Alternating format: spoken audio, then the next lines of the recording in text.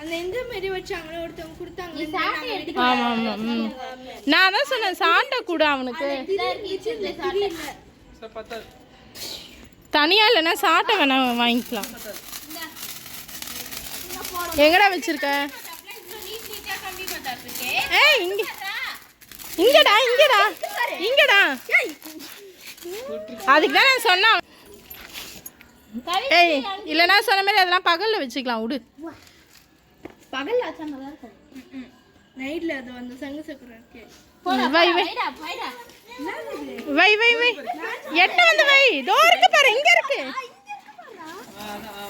ஆ நூறு நூறு.